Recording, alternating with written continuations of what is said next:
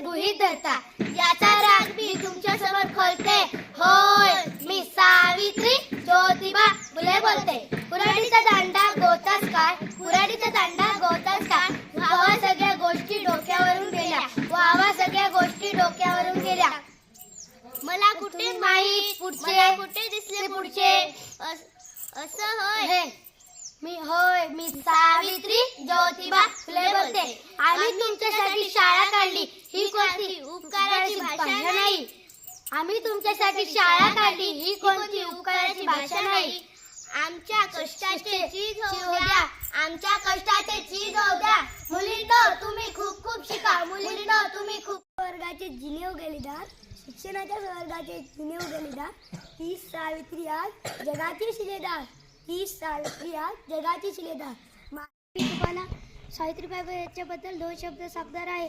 विद्येविना मती केली, मतीविना नीती केली, नीतीविना गती केली, गतीविना वित्त गेले, वित्तविना शूद्र खसले. इतके अनर्थ एका अविद्येने केले.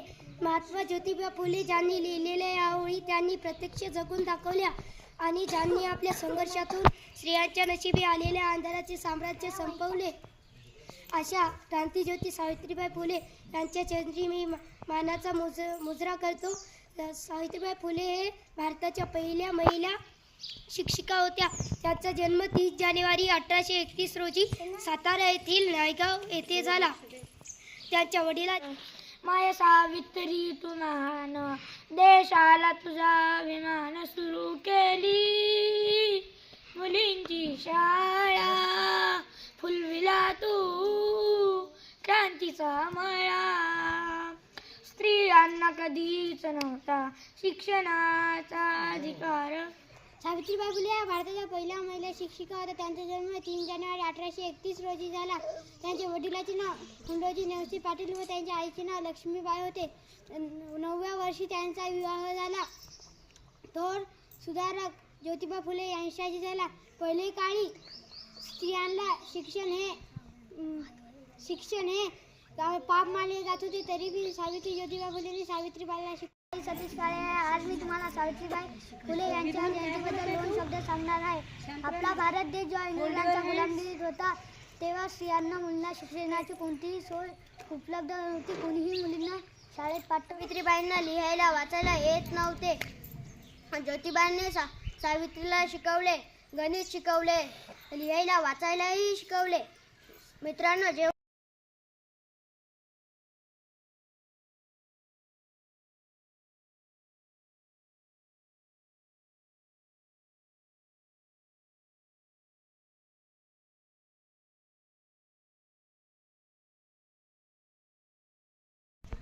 तीन जानेवारी 1831 रोजी सातारा येथील नायगाव येथे झाला. त्यांचा विवाह ज्योतिबा फुले यांच्याशी झाला.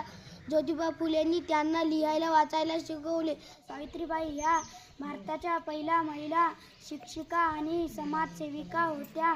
त्यांचा जन्म 3 जानेवारी 1831 रोजी झाला. त्यांच्या आईचे नाव लक्ष्मीबाई असे होते. त्यांच्या वडिलाचे नाव खंडोजी नेवसे पाटील असे होते.